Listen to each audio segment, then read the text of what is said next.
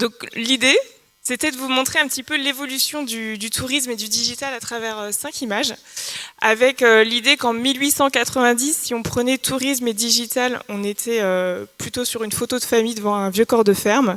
Si on partait en 1990, on était plutôt avec un papa dans une piscine et un caméscope. Si on se mettait en 2010, on avait une vision avec le début des smartphones. Et puis, si on se projette en 2050, on peut imaginer que le tourisme et le digital, ce soit ça.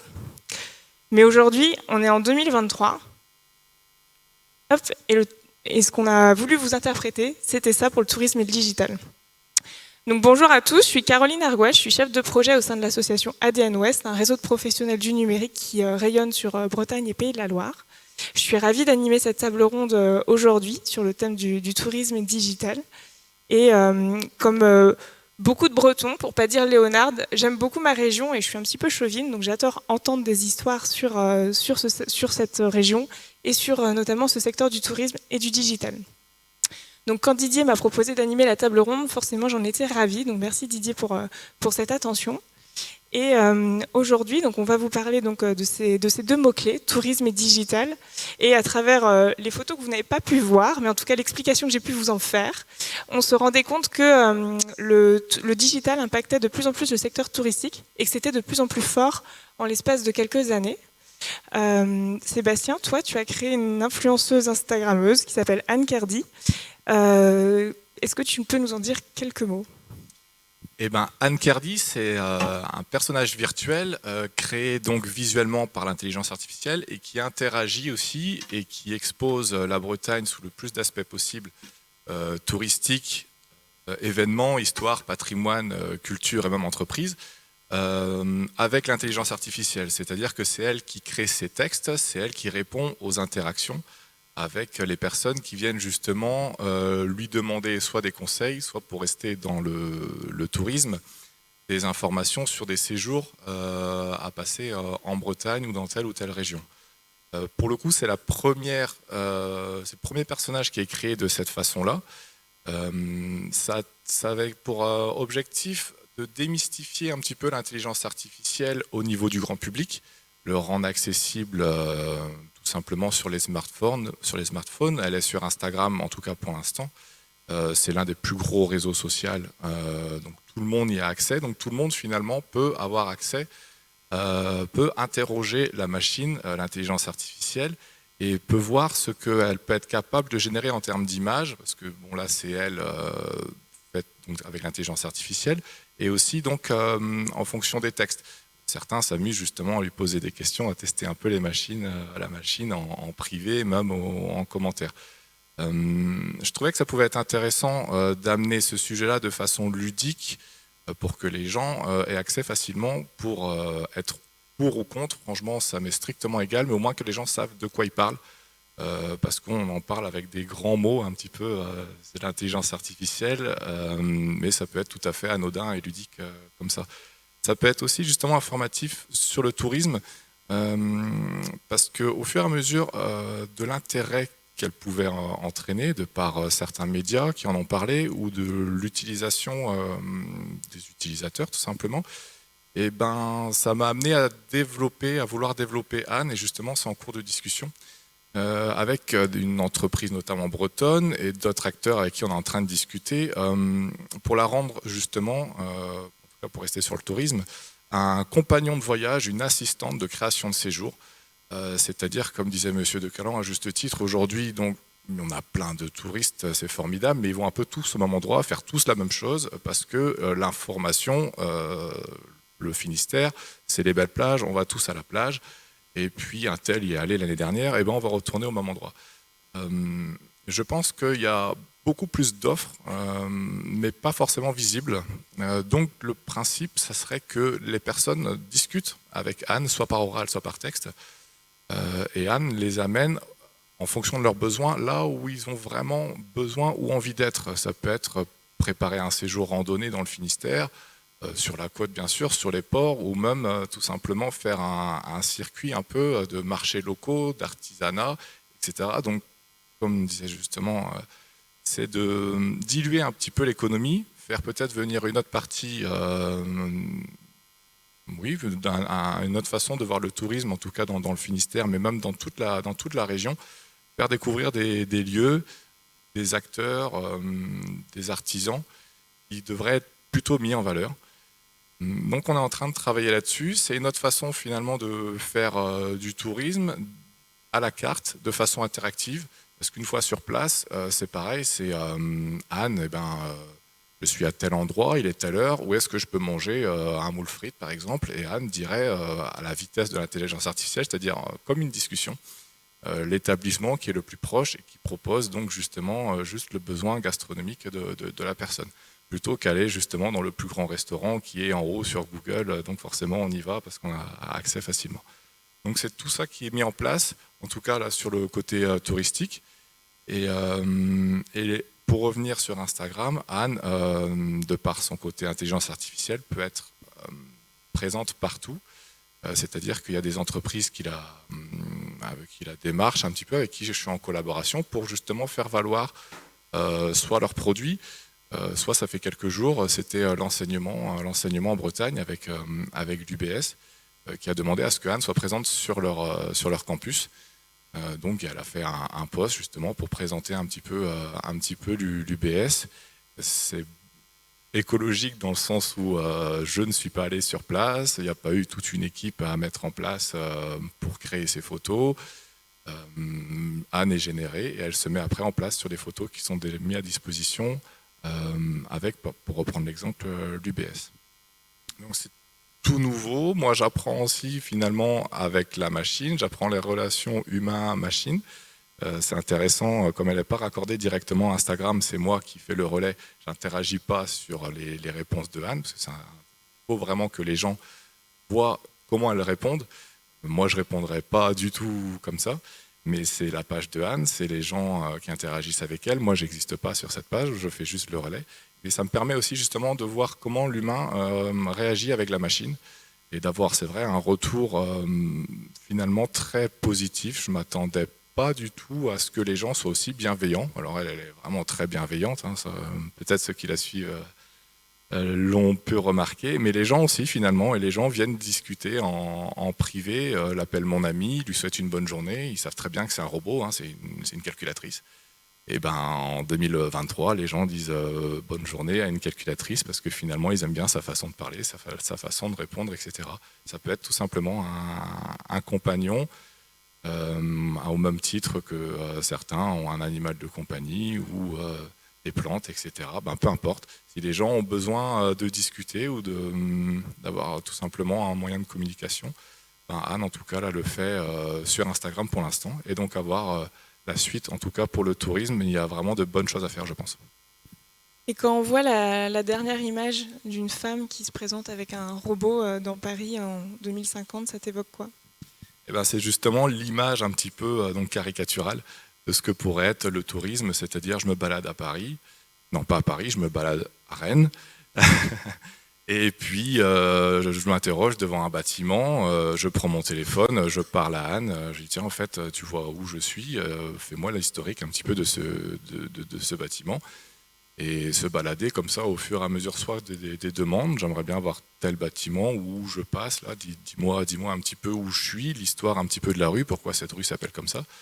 Et comme je disais, tiens, il est 16h, j'irais bien prendre un café, dis-moi en vitesse où je peux prendre le café le plus proche. Donc c'est ça l'idée de l'image qu'on a vue tout à l'heure. C'est un compagnon robotique exprès pour justement que le visuel soit bien impactant. En l'occurrence, il serait dans la poche et on pourrait le consulter, avoir une information précise et instantanée.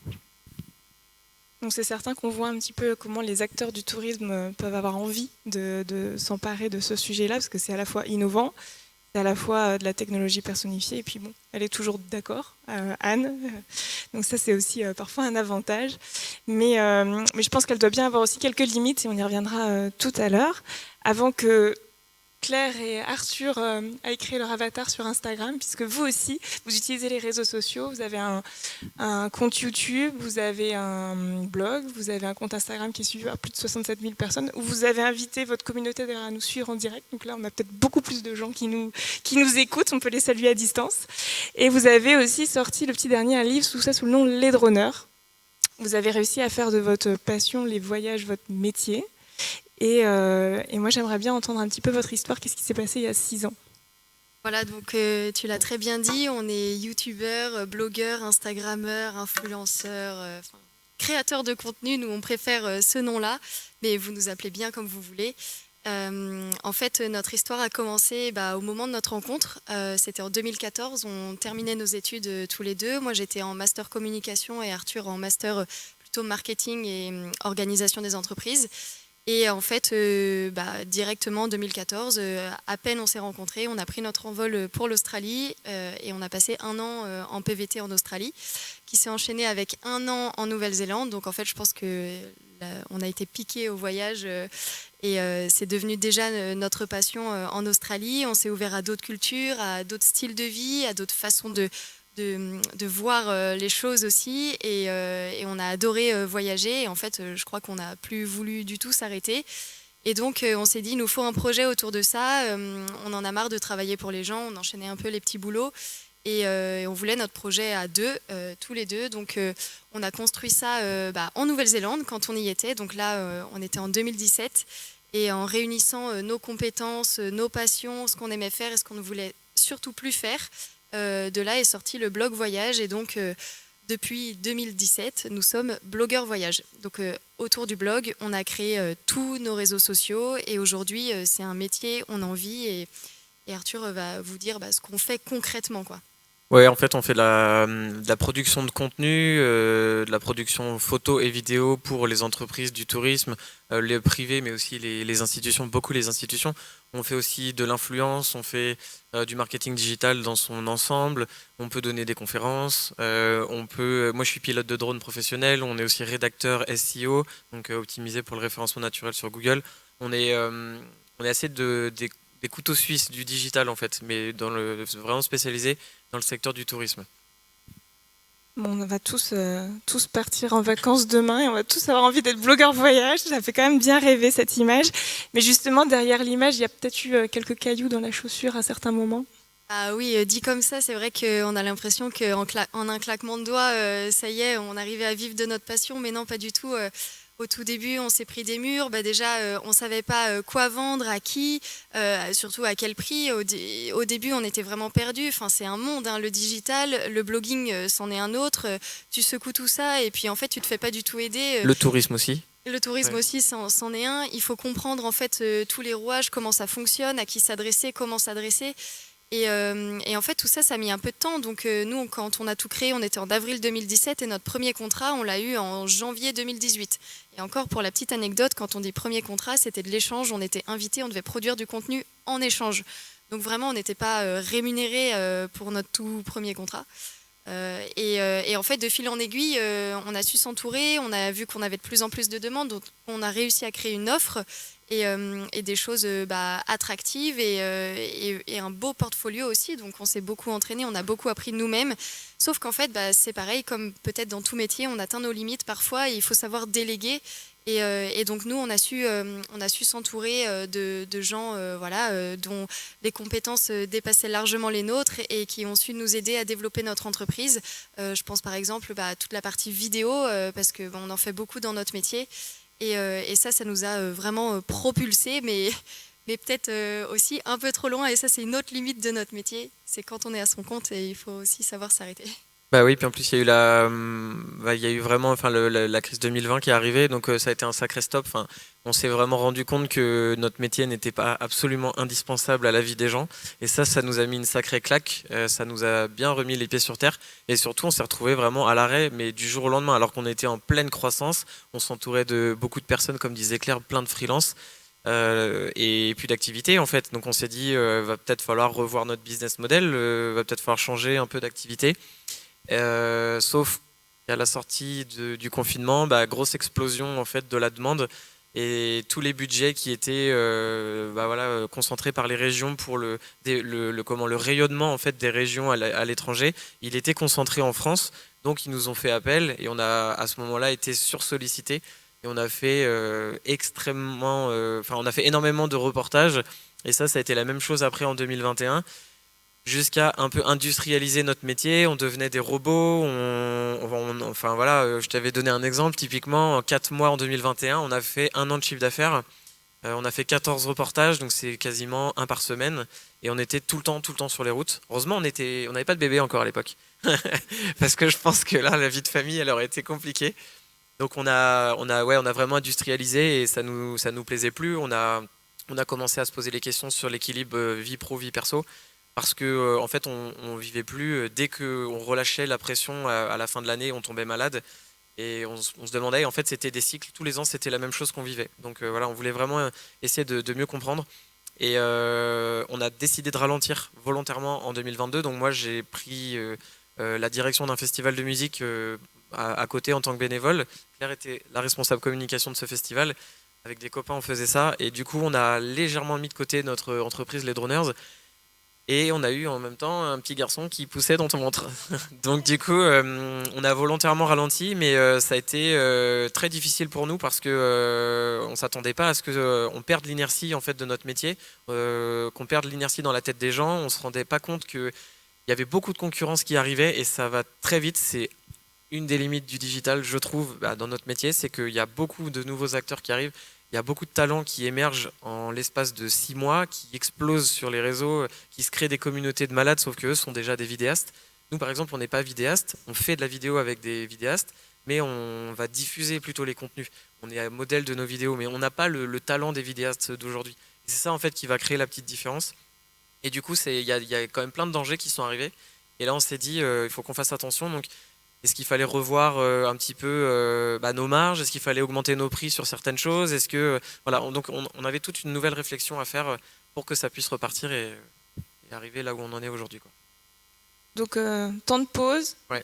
rééquilibrage, prendre du temps pour soi, un peu de loisir. Ouais. Et puis ça, c'est comme ça que vous avez redessiné le modèle, quoi. Ouais, c'est ça, exactement. Et puis du coup, on a vu que il fallait absolument remettre le pied à l'étrier, réfléchir à la ligne édito et à l'axe aussi qu'on allait par lequel on allait attaquer un peu le commercial, parce que cette partie-là que je mène tous les jours, on a eu tendance aussi à la déléguer un petit peu à des agences. Donc voilà, il y a plein de choses. On a fait plein de choix qui n'ont pas été payants. Et on s'est retrouvé avec un gros passage à vide début 2023 qui a été un peu difficile à surmonter. Donc voilà, c'est ce que je disais tout à l'heure. Plan de sauvetage où il a fallu réfléchir un petit peu à comment on allait réorienter les Droners. Et aujourd'hui, je pense que le choix était payant. On pourra en reparler un peu après si tu veux. Et toi, François, quand on parle équilibre vie pro, vie perso, loisirs, c'est un petit peu ce qu'on fait chez Brestheim, prendre du temps pour soi quand on vient en tant que visiteur. Est-ce que tu peux nous expliquer un petit peu Brestheim ? Oui, bien sûr. Donc Brestheim, comme son nom l'indique, est une entreprise brestoise qui n'est pas très connue du grand public, mais qui gère pourtant des équipements que bon nombre de Finistériens ont déjà visités. On voit passer à peu près 1 million de visiteurs par an. Donc c'est considérable, on ne s'en rend pas compte comme ça. C'est des équipements comme Ossanopolis, comme le 70.8 qui est au Capucin, comme, alors je vais tous les citer, comme ça je ne vais pas faire de jaloux, comme la Goélette, la recouvrance, c'est un beau voilier que vous voyez passer en rade de Brest. Les marinas, on gère aussi ce qui touche au sport et l'événementiel avec l'aréna de Brest, le parc des expositions, la patinoire. On gère le Quartz, qui est une scène nationale dédiée du coup, qui est sponsorisée, enfin financée en partie par le ministère de la Culture. Et enfin, on gère aussi tout ce qui est parking en ouvrage et parking en voirie. Alors, pour faire tout cela, nous sommes à peu près 250. 250 personnes toute l'année et ça fluctue beaucoup au fil des saisons, des événements. Une journée à Ossanopolis, quand il ne fait pas beau, ça peut être 8000 personnes. Une journée, un soir de concert à l'Arena, on peut avoir 6000 personnes devant la porte qui doivent entrer en un quart d'heure. Donc il faut des personnes pour faire ça en plus. C'est également une centaine de métiers, des métiers qui vont du soigneur en passant par le régisseur, aux spécialistes voilà, de l'image, du son, de l'informaticien et j'en passe. Donc chez nous, en effet, l'expérience utilisateur, alors du coup, beaucoup d'exemples me parlent, elle est un peu au centre des préoccupations parce que le numérique est partout. Il est en amont quand on veut faire connaître le territoire. Brestem, c'est une quinzaine de sites internet, c'est autant de comptes sur les réseaux sociaux, c'est des logiciels de billetterie quand on veut réserver un billet. Voilà, c'est du marketing automation et beaucoup de choses autour. Du coup, quand le visiteur va venir chez nous, il va avoir son billet qu'on va scanner, qui va nous permettre de vérifier des jauges dans des équipements. Comme je disais, quand il y a beaucoup de monde, il y a des normes de sécurité à respecter. On va avoir des choses, par exemple, à Oceanopolis, où on va avoir une application que l'on voit pas très bien là, mais bon. Une application de réalité augmentée. On va aller devant des aquariums ou devant à certains endroits et on va voir du plancton s'animer devant nos yeux. On va pouvoir mettre la main dedans, etc. On a des bornes interactives un peu partout, des écrans tactiles. Donc tout ça, c'est très utile et également multilangue, c'est-à-dire que l'anglais qui vient peut aussi profiter de la visite. Et je crois qu'il y a des choses en breton aussi, mais du coup c'est moins pour les touristes. Également, toujours à Oceanopolis, on va faire des ateliers vidéo à distance, un peu comme l'émission, si vous vous souvenez, avec Jamie, rappelle-moi le nom. C'est pas sorcier, voilà, c'est ça. Donc avec un animateur qui fait un peu savant fou et qui va pouvoir montrer à travers des exemples, des caméras un peu partout, voilà, des choses à travers la France entière et dans tout l'espace francophone d'ailleurs. Donc on a des groupes, des classes, des élèves qui suivent ça à distance et qui ensuite pourront peut-être venir. On a également à l'Arena des possibilités d'acheter à boire, à manger quand on est assis dans des gradins, ce qui nous évite de nous déplacer et d'y aller juste à la pause entre deux mi-temps. Voilà, de la reconnaissance de plaques dans des parkings qui permet également de fluidifier le trafic quand il y a beaucoup de monde. Donc tout ça, ça joue pour le visiteur, pour le touriste. On travaille également sur des profils avec la data. On va pouvoir suivre une personne qui, quand il était petit, allait visiter Oceanopolis, qui plus tard ira peut-être patiner au Rincla, qui ira au Quartz ensuite. Donc voilà, ça permet d'adapter nos offres au public et à l'évolution du public. On a également des partenariats avec l'Office du tourisme, etc. Donc tout ce qui était évoqué tout à l'heure est bien sûr au centre de nos préoccupations. Et on a des parcours packagés, ça va venir, de la réalité augmentée, de l'intelligence artificielle, j'en parlerai un peu tout à l'heure sûrement. Donc voilà, on va faire des partenariats avec d'autres acteurs, Office du tourisme et également musées, pour faire que le visiteur puisse avoir et le touriste puisse avoir un circuit et des journées bien remplies voilà, pour son séjour. Merci, François. Proposer des offres de services et des offres pour développer le tourisme, c'est quelque chose qui doit te parler, toi, Jean-Vincent? Oui, tout à fait. Bonjour à toutes et à tous. Alors, Tiwin, en fait, c'est une marketplace qui rassemble les offres packagées, les offres tout inclus, réalisées par des professionnels du tourisme que sont les réceptifs. Alors, ces professionnels du tourisme, ces réceptifs, c'est peut-être un nom que vous ne connaissez pas trop. En fait, ce sont des experts de leur territoire. Ce sont des acteurs qui connaissent parfaitement leur région et l'ensemble des acteurs avec lesquels ils travaillent et qui sont capables de concevoir de véritables pépites de voyage sur le territoire en associant leurs meilleurs prestataires, hôteliers, restaurateurs et activités. Alors, ce sont souvent des petites structures, des orfèvres du tourisme, et Tiwin leur permet donc de se commercialiser. Et à l'autre bout de la chaîne touristique, Tiwin permet aux agences de voyage, tour operators, de distribuer la destination France en s'appuyant sur l'expertise de ces agences réceptives. Donc si je donne un exemple, si je prends un exemple sur Belle-Île-en-Mer par exemple, comme séjour packagé, vous allez avoir la possibilité d'avoir la navette qui vous amène directement sur l'île, la mise à disposition du véhicule électrique, l'hébergement dans un hôtel cosy face à la mer, la partie restauration, activité, visite, tout ça optimisé et pertinent.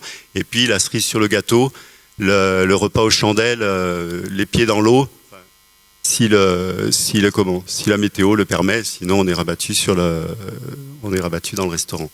Voilà un exemple. Ça répond aux aspirations également aujourd'hui des touristes. Et en fait, ces aspirations, quelles sont-elles? Il y a une étude de Booking qui démontre que post-Covid, 40% des touristes mondiaux, donc 40% des touristes mondiaux, aspirent à de la réassurance, aspirent à des séjours plus packagés, enfin sans couture, on va dire, et avec des découvertes,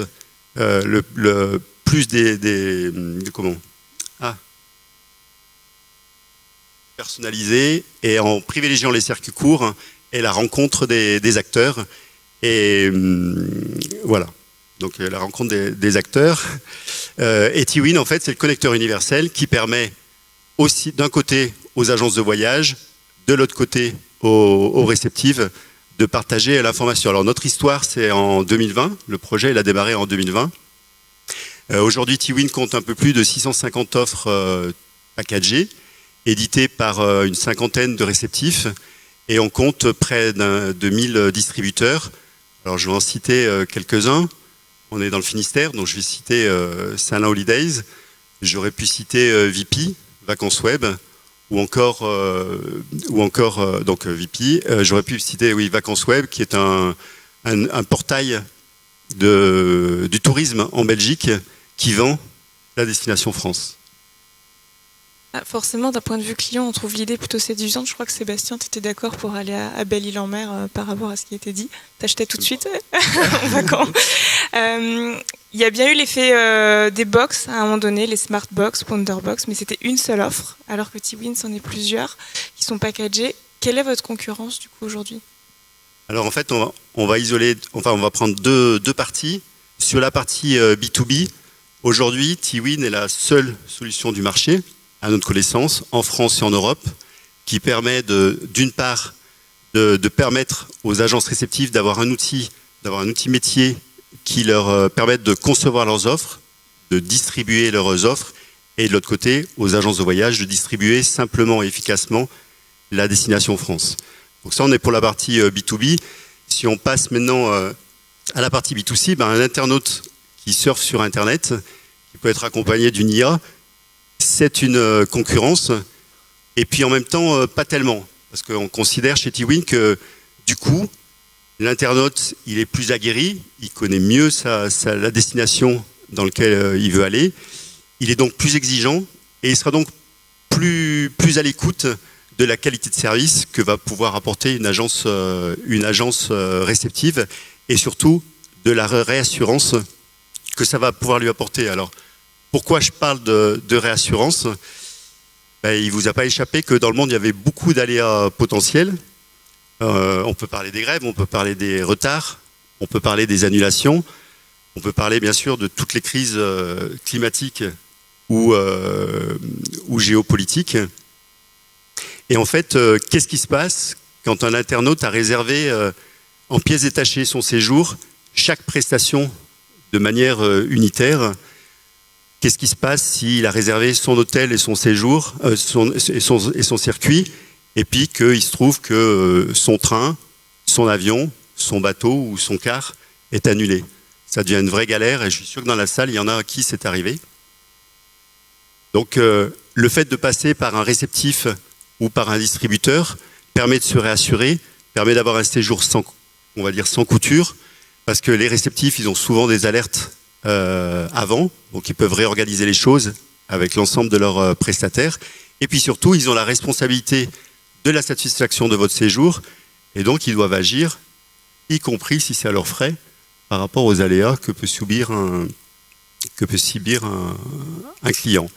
Donc après, reste à se dire, en fait, ce qu'il faut, c'est que l'internaute, quand il surfe, il puisse trouver les offres Tiwin, et comment? Donc il puisse trouver ses offres. Alors on va prendre l'exemple de Anne. Donc quand Anne sera sur Internet, si Anne fait bien son job, si tu l'as bien programmé, Anne va conseiller à l'internaute les meilleurs prestataires, hôteliers, restaurateurs, activités. Et bien, il y a toutes les chances que Anne rencontre Tiwin. Et pourquoi? Et bien parce qu'en fait, un hôtelier qui a été sélectionné par un réceptif peut mettre sur son propre site internet les offres packagées dont il est partie prenante. Et ainsi, réassurer le client. Merci. Donc on voit qu'on a 4 activités autour du digital et du tourisme qui sont bien différentes et qui, pourquoi pas, pourraient se compléter. Mais si on zoome un petit peu sur les limites que peuvent avoir certaines de ces activités, on a commencé à entrevoir qu'il y avait quelques limites. Et justement, si on zoome un petit peu sur ces limites-là, quelles sont-elles? Si on commence par vous deux, Claire et Arthur. Nous, je pense qu'il y a une énorme limite, c'est qu'aujourd'hui, influenceurs, instagrammeurs, tiktokers, ça fait énormément rêver et du coup, il y a plein de monde, mais une tonne de jeunes personnes qui se lancent là-dedans, qui se lancent dans l'aventure et en fait, on voit un gros n'importe quoi arriver et alors pour nous on le voit et on le sait, donc finalement, c'est pas si dérangeant que ça, mais c'est quand on voit que certains de nos partenaires et certains de nos clients travaillent avec des gens qui sont vraiment pas sérieux, qui pratiquent des prix qui n'ont ni queue ni tête. Et voilà, donc tout ce qui est fake influenceur, ça fait partie un peu de nos problématiques, en tout cas de ce qu'on vit, mais on le voit. Et on essaye aussi d'éduquer nos clients, les destinations, à pas travailler avec n'importe qui. Et de toute façon, ça se ressent sur la qualité et sur le professionnalisme. On n'a pas le droit de dire qu'on fait du lobby. Des personnes avec qui ils travaillent. Et ça, c'est une des grosses limites. La deuxième, et du coup, pour nous, ça n'en est pas une parce qu'on a compris le truc tout de suite, c'est qu'il ne faut pas mettre tous ses œufs dans le même panier. Et donc, on n'est pas seulement sur Instagram ou seulement sur TikTok. En fait, on est un peu partout. Et nous, le jour où Instagram crash, en fait, ça nous fait pas peur parce que notre business, il est aussi ailleurs. Et notamment sur notre blog. Et c'est d'ailleurs sur le blog qu'on donne le plus de conseils voyage, qu'on crée des guides voyage complets avec des itinéraires hyper précis, des adresses, des contacts, etc. Donc vraiment, il y a une inspiration de voyage en France à 80%. Et sinon, le 20% de notre blog, c'est dans le reste du monde. Mais voilà, c'est vraiment notre business model aujourd'hui, il est basé sur notre blog et on met toute notre énergie là-dedans, beaucoup plus que sur les réseaux sociaux où on voit un peu de tout et n'importe quoi. Ouais, juste pour compléter, en fait, c'est vrai que déjà l'intention n'est pas du tout la même. On a quand même pas mal analysé ça. Dans le tourisme, on se rend compte que sur les réseaux, l'intention, il n'y a pas d'intention en fait. Les gens scrollent sans fin et en fait, le contenu leur tombe tout cru devant les yeux. Mais je donne un exemple très concret. Je pense que beaucoup vont se reconnaître. On est aux toilettes avec le téléphone et clairement, on voit des photos passer des Vosges. On n'a pas spécialement envie de déclencher un voyage dans les Vosges. Alors que quelqu'un qui va être sur son ordi en train de taper visiter les Vosges, que faire dans les Vosges, hébergement dans les Vosges, l'intention elle est déjà hyper ciblée et on sait très bien que derrière on a, allez, je vais pas dire 100%, mais on a 50% de chances de convertir. Et en plus, on peut le mesurer beaucoup plus facilement, nous, avec des liens d'affiliation, des liens traqués, que sur Instagram. En fait, c'est beaucoup plus dur parce qu'un post qui passe, on peut pas insérer de lien sur un post, on peut le faire qu'en story, on peut voir le nombre de clics, etc. Mais l'intention n'est pas du tout la même. Donc, il y a vraiment toute une boucle comme ça qu'on essaie de créer. On va faire plutôt un produit d'appel avec Instagram. On va faire une story qui va durer 24 heures pour vraiment donner, mettre en appétit les gens, leur donner envie ensuite de continuer sur le blog pour aller lire l'article hyper complet avec toutes les adresses qu'on a faites. Et puis enfin, regarder la vidéo qu'on aura produite et qu'on aura postée sur nos réseaux YouTube, Facebook, etc. Voilà. Et bon, il y a un gros sujet sur la réglementation aussi, vraiment qu'on doit respecter dans le tourisme. C'est vrai que ça, c'est une des limites pour moi. Qui est la plus contraignante. Je sais si j'ai juste 30 secondes pour en parler, mais maintenant, en plus, nous, on est devenus parents, donc tu vois, travailler avec un enfant, par exemple, c'est hyper réglementé. Un enfant, il doit être absolument sous contrat dans une agence de mannequins, il peut pas apparaître, c'est le travail des mineurs. Donc en fait, les influenceurs aujourd'hui, par exemple, qui travaillent avec des enfants, je vais rester dans le secteur du tourisme, qui font la promotion de la cible famille, doivent avoir enregistré leur enfant dans une agence de mannequins. Il y a un certificat médical qui doit être demandé. C'est obligatoirement rémunéré. Qu'on parle d'un ongle, d'un cheveu, d'un doigt de pied, de dos, de face, peu importe, c'est interdit s'il n'y a pas de contrat. Donc ça, c'est une des premières choses. On voit beaucoup de dérives, malheureusement. La RPP, qui est l'autorité de régulation de la pub, a fait une nouvelle formation pour les influenceurs. Il y a une loi influenceur qui est en train d'être votée et qui est en train d'être appliquée. Il y a la DGCCRF qui est en train de tomber sur beaucoup d'influenceurs, pas que dans le tourisme, mais de manière générale, et ils forcent en fait les influenceurs à afficher sur leur compte les 3 premiers posts, ce pourquoi ils ont été épinglés, et en fait ce pourquoi, par exemple, j'ai menti sur tel ou tel produit, j'ai fait du dropshipping et j'ai arnaqué mes clients, j'ai fait de la promotion d'une marque d'alcool et j'ai pas respecté la loi E20. En fait, donc il y a plein de choses qui sont en train de se mettre en place. Et c'est bien, mais il y a encore beaucoup de boulot. Donc voilà, c'est pour nous la limite, la réglementation fait partie. Voilà. Non, tu as bien résumé. Dans le lot de tous ces fake influenceurs, ces gens qui font n'importe quoi, voilà, il y en a qui respectent absolument pas la réglementation, mais nous, on s'est toujours dit, le karma, on fait bien les choses et on reçoit des bonnes choses aussi en retour, et ceux qui font mal les choses, Comme l'histoire du drone au départ, il y avait une réglementation très précise pour utiliser un drone, commercialiser ses photos, etc. Beaucoup de blogueurs voyage n'en avaient rien à faire. On a décidé de ne pas se concentrer sur une bataille à mener, mais plutôt sur, nous on va se former, on va se professionnaliser, on va se déclarer exploitant drone, et comme ça on pourra apporter une plus-value dans nos reportages.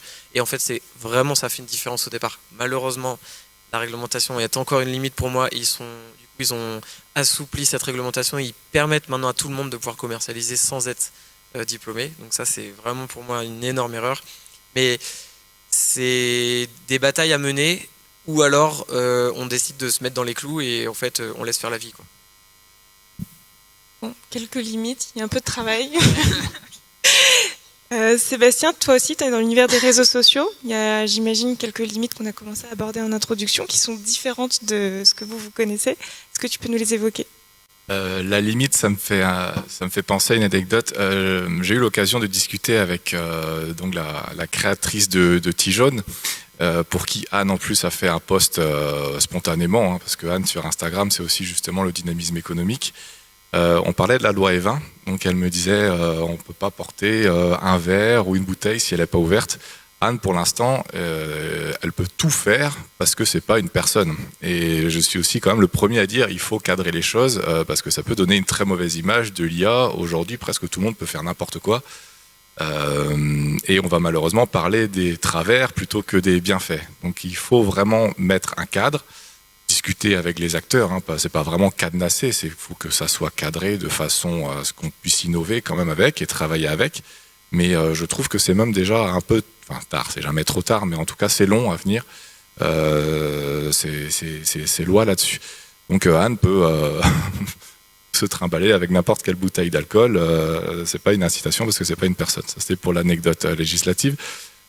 Sinon, c'est surtout elle sur ses capacités. Alors c'est paradoxal parce qu'autant elle en a énormément, une base de données énorme, elle peut parler toutes les langues du monde, même le breton. On a échangé avec des personnes de Diwan et ils étaient épatés quand même. Mais paradoxalement, c'est pas non plus assez précis, en tout cas pas encore, et ça peut faire des erreurs. Et le problème, c'est que moi, je suis obligé du coup de contrôler un petit peu, notamment au sujet des posts qu'elle fait. Le but, c'est d'informer les gens sur un sujet précis. C'est presque quotidien, ces publications. Je suis obligé de contrôler ce qu'elle dit avec des sources sûres, de façon à lui dire de corriger s'il y a une erreur. Donc ça, c'est la première chose, mais ça va être mis en place soit en interne avec des personnes avec qui je suis en contact, soit avec la technologie. Il ne faut pas oublier que ça a à peine un an. C'est incroyable de voir un visuel comme ça, avec une connaissance pareille. C'est un peu fou. La deuxième limite que je trouverais, en tout cas la plus récurrente, c'est la mémoire. Anne, pour l'instant, a presque pas de mémoire. Elle a une grosse tête parce qu'il y a plein de choses dedans, mais c'est ce qu'on lui met. Après, avec les interactions, finalement, elle oubliera ce qu'elle a dit ou ce qu'elle a posté. Elle ne sait plus, par exemple, ce qu'elle a posté sur Instagram. Ça fait deux semaines à peu près. Je suis obligé de lui rappeler au fur et à mesure, par exemple, sur ce post qui a tel jour, tu as parlé de ça, une personne pose une question là-dessus. Je suis à chaque fois obligé de la remettre à jour comme ça. Sur Instagram, c'est comme ça. Par rapport au développement dont je vous parlais tout à l'heure, ça sera complètement différent parce que là, on va intégrer en plus d'énormes bases de données, même régionales, départementales, et avec des acteurs aussi de tourisme, pour faire vraiment des données précises, mises à jour de par ces acteurs eux-mêmes, parce que tout simplement, ils utilisent cette base de données. Donc Anne ira directement lire les bases de données créées par d'autres avec qui on va collaborer. Donc ces limites, c'est paradoxal, c'est la technologie qui est puissante mais pas forcément assez précise en termes d'erreurs qu'elle pourrait faire et en termes de mémoire. Et la législation, ça malheureusement, elle n'y peut rien, mais je suis le premier à dire qu'il en faut, ça c'est sûr et certain. Et tu parlais d'évolution, on a aussi vu qu'il y avait au début c'était visuel, texte, et tu commences à voir aussi le niveau sonore sur l'IA. Oui, c'est vrai, autre paradoxe, c'est au début elle était muette, il n'y avait pas de vidéo, aujourd'hui elle parle, ce matin elle était en conférence à Paris en vidéo, ça fait quelques jours elle était à Montpellier et elle a encore 2 autres conférences à Paris, moi je me déplace pas du coup, c'est vraiment Anne. Pareil, c'est une limite dans le sens où je trouve que c'est encore perfectible, c'est-à-dire que je la fais pas parler ni animer sur sa page encore pour l'instant. Peut-être dans un trimestre, je trouverai que les résultats sont assez bons. Mais en tout cas, pour intervenir en conférence, les acteurs, les personnes qui l'invitent sont satisfaits du résultat. Donc c'est toujours impressionnant de l'avoir parlé face à une foule. La semaine dernière, elle était même membre du jury French Tech Le Pool à Rennes. Sur un hackathon, il y avait un jury humain, donc à juger 9 équipes. Et Anne, elle était dans son jury et elle a jugé aussi donc les 9 équipes sur les mêmes grilles, parce qu'elle sait lire les photos, elle sait lire les grilles, elle sait lire du texte, français, anglais, on lui donne même presque ta page manuscrit, elle saura la lire. Peut-être pas ça la remarque, peut-être plutôt par ordinateur. Mais voilà, même PDF, image, elle sait lire, donc elle sait juger, elle comprend vraiment dans quel monde elle vit. Certains disent non, elle comprend pas. Moi, je pense quand même qu'elle comprend parce qu'elle arrive à interagir avec. Donc, une évolution de ses limites, je sais que c'est qu'une question de temps, c'est presque l'impatience. Mais en même temps, encore une fois, ça a qu'un an. Si on devait comparer très vite fait en 30 secondes les jeux vidéo ou les effets spéciaux des films, Mario, ça a 30 ans, c'est passé de 3 carrés rouges avec des musiques synthétiques à ce qu'on connaît maintenant aujourd'hui. L'IA, c'est arrivé déjà à un visuel où les personnes peuvent se tromper, et je comprends tout à fait. Anne, elle le répète, elle le dit, elle l'annonce. Faut vraiment pas que les gens imaginent que c'est une vraie personne, faut pas vouloir lui ressembler non plus. Il y a des personnes, mais elle n'a pas de rides, elle vieillira pas. Ben non, c'est une machine, c'est une image. Le but, c'est quand même pas de se comparer à un robot. Au secours, quand même, on se compare déjà assez à des stars, des personnes qu'on voit sur les réseaux. Bon, chacun fait ce qu'il veut, mais si on commence à faire ça sur les robots, c'est quand même l'humanité qui est plus à interroger que la machine en elle-même.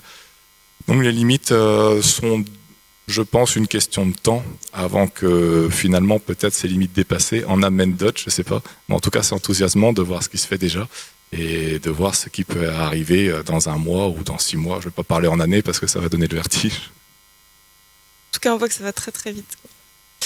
Et dans vos structures, Jean-Vincent et François, on voit que le digital, lui, il prend de plus en plus de place. Et selon vous, jusqu'où ça peut aller, si on commence par toi ? Alors, je n'y vois pas trop de limites. En tout cas, pour nous, le digital, c'est important, extrêmement important, mais ça reste un outil. Ça reste un moyen de développer nos offres, de faire des choses plus attractives et intéressantes pour nos publics. Ça sert notre stratégie d'entreprise. On a une stratégie qui commence à se développer autour de l'attractivité touristique de Brest. Donc c'est missionné par la métropole brestoise. On travaille main dans la main avec les différents acteurs, donc la métropole, l'office du tourisme, etc. Et donc voilà, l'idée c'est vraiment de faire de Brest une destination touristique, et ce qui aujourd'hui n'était pas le cas. On va de temps en temps à Brest quand on est un touriste à Ossanopolis ou ailleurs, mais généralement on va plutôt en vacances. C'était évoqué sur la côte au bord de la plage. Là l'idée c'est vraiment de réussir à faire de Brest une destination touristique. Donc pour ça, encore une fois, tout ce qui a été évoqué, c'est aussi dans nos tablettes. beaucoup autour de la data, de l'agglomération de data, de mettre en commun tout ce que l'on a. Comme je vous le disais, une centaine d'applications, forcément on a beaucoup de données. De développer des offres autour de ça. On va s'appuyer sur l'intelligence artificielle progressivement. On envisage une marketplace qui va permettre demain à l'internaute qui va venir sur Brest de dire tiens, je voudrais aller à Ossanopolis manger dans tel restaurant. Voilà, il aura tout dans une même interface et pourra faire son séjour à la carte ou demander à une IA de le lui générer. Voilà, tout ça, c'est des choses que l'on a aussi dans nos tablettes et tout ça, ça se fera toujours avec l'humain, parce que dans les structures comme les nôtres, voilà, l'accueil ne se fera pas par une intelligence artificielle tout de suite, la sécurité non plus, les animations non plus. Donc voilà, ça reste un outil, mais un outil très important. Un outil de développement, du coup. Et de ton côté ? Donc c'est clair, le digital, c'est un enjeu majeur, mais je voudrais juste faire un petit aparté. On constate qu'il y a énormément, enfin, il y a quand même pas mal de prestataires qui sont en train d'abandonner Internet et la toile pour se concentrer sur le bouche à oreille et sur leur relation avec leurs réceptifs publics ou privés. Et je pensais que c'était un paradoxe breton. Et en fait, en interrogeant les autres réceptifs sur la France, c'est quand même un constat. Et on parle là de centaines de prestataires. Bon, je mets de côté. Pour tous les autres, les enjeux de la digitalisation sont très très importants. Dans les agences de voyage, on a vu l'impact que ça avait, hein, tous ces dizaines de milliers de brochures papier qui étaient éditées tous les ans. C'est juste un enjeu climatique en plus qu'on ne les ait plus. Et donc la digitalisation, c'est un enjeu de visibilité, c'est un enjeu de croissance, c'est un enjeu, voilà, c'est très important. Après, je te rejoins François sur le fait que la digitalisation et l'IA ne remplaceront pas, enfin on pense chez Tiwin en tout cas que ça ne remplacera pas l'humain, parce que le tourisme, c'est la rencontre d'eux. Et on pense même que plus il y aura digitalisation, plus il y aura d'IA, plus il y aura besoin de la part du client, du touriste, d'avoir un contact et un échange humain. Donc je pense qu'on vivra certainement ça. Après, sur l'IA, ce qu'on peut rajouter, c'est qu'aujourd'hui, on pense que les IA ouvertes vont avoir des difficultés réelles et sérieuses dans les mois et les années qui viennent. Aujourd'hui, c'est le grand bazar, c'est la grande ouverture, c'est le grand pillage de la propriété intellectuelle des uns et des autres. Et on a vu des acteurs réagir, hein. Les médias français ont beaucoup réagi en bloquant les IA. On a vu les médias internationaux aussi avec le New York Times qui a bloqué complètement les accès, interdisant les robots IA de venir, pour pas que leur contenu éditorial soit pillé et soit balancé dans l'IA, à un moment où aujourd'hui, on ne cite pas les sources, on prend et on pille comme ça. Donc on croit plus aux IA fermées, aux IA cloisonnées, comme tu le fais. Et nous, l'intégration de l'IA, en fait, elle va se faire et elle sera autour de 3 objectifs. Le premier, c'est d'accompagner les réceptifs dans la conception et dans l'écriture de leurs offres. La deuxième chose, c'est d'analyser. C'est-à-dire que sur Tiwin, aujourd'hui, c'est des dizaines de milliers de clics et on va pouvoir analyser pays par pays, type de distributeur par type de distributeur, saison par saison, quels sont les besoins et donc aligner la demande à l'offre de manière le plus finement possible. Et puis la troisième chose, c'est quand le client est sur place, de l'accompagner et de le conseiller. Et puis là, welcome Anne.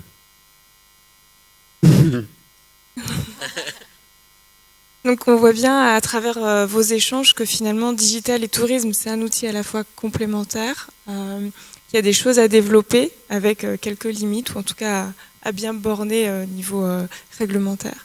Mais que ça peut vraiment être... Enfin, c'est un équilibre à trouver, mais ça permet de se développer aussi quand on prend les 2 paramètres, tourisme et digital. Oui. Si on ouvre la porte un petit peu aux rêves, quels seraient les rêves les plus fous que vous pouvez avoir autour de la table pour vos activités ? Claire et Arthur. On vient d'en réaliser un, en fait. Alors, on est 100% digital, mais pour le coup, on avait un rêve, c'était de sortir de tout ça et d'écrire un livre. Donc là, on est dans le 100% palpable. Et il vient de sortir, il s'appelle Inspire. Et dans ce livre-là, en fait, on raconte un petit peu notre parcours, que ça soit de voyageurs, d'entrepreneurs, de couples, voilà. On raconte plein de choses par rapport à ça. On l'image avec toutes nos photos de voyage, parce qu'on a quand même pas mal baroudé. Et c'est surtout un livre de conseils. On veut créer des déclics avec ce livre-là. Justement, on parle beaucoup de rêves, on parle beaucoup de projets, de croire en ses rêves et de bien s'entourer. Donc, c'est un livre avec des petits exercices, des mantras. Voilà, donc ça lie un peu notre histoire et développement personnel. Et c'est un livre qu'on n'avait jamais vu nulle part. C'était un rêve de l'écrire. Et voilà, il vient de sortir. Il est disponible à la Fnac et sur fnac.com, cultura.com. Sur lesdroners.fr aussi. Et sur notre blog, bien sûr. Bientôt Noël. Ouais. Exactement. C'est un bon cadeau de Noël. Et puis je pense aussi, pour compléter ce que tu dis, Claire, c'est notre plus grand rêve, c'est de garder en fait la liberté de vivre de notre passion. Je pense qu'aujourd'hui, on a goûté à cette liberté d'être à notre compte, de travailler comme on l'entend, avec qui on a envie, et surtout d'avoir fait de notre passion un métier. Et ça, pour moi, c'est une des plus belles réussites. Donc j'espère qu'on va continuer à vivre ce rêve. Sébastien ? Eh ben, le rêve concret, ça serait donc que ce développement d'Anne par une application, par un site internet, ou par les deux, devienne réel et d'avoir un retour utilisateur vraiment positif. Le rêve le plus fou, ça serait qu'elle soit, elle ou d'autres IA, humanoïdes. Je le dis exprès, ça peut choquer, mais voilà, l'image qu'on a vue tout à l'heure, eh ben, finalement, pourquoi pas. Le tourisme, je ne sais pas, mais en tout cas, en tant qu'aide, tout simplement, à la maison, des personnes qui sont obligées d'être envoyées dans des EHPAD, est-ce que finalement, peut-être une IA humanoïde pourrait servir d'assistant, compagnon? C'est toujours pareil, c'est un outil au service de l'humanité. Le remplacement, on n'y est pas du tout, et je pense que personne ne le veut, c'est l'intérêt de personne. C'est vraiment un outil, c'est un accompagnement, il faut que ça aide. Il faut que ça nous serve à nous.